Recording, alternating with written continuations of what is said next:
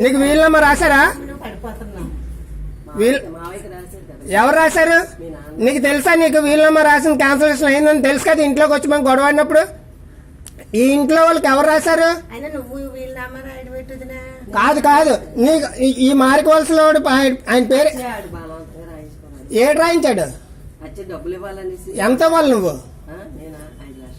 నువ్వా? ఆడెంత రాయించాడు? దాన్ని నువ్వు సంతకం పెట్టావా? మరి వీలునామా రాశారని నువ్వెలా చెప్తావు? కాగితం మీద నువ్వు చదువుకున్నావా? నువ్వు చదువుకున్నావా? మేము వీలునామా రాసిచ్చాము మీకు. మరి మా డాక్యుమెంట్లు ఏం చేసావు? ఎవరి దగ్గర పెట్టావు? ఒరిజినల్ లేవా?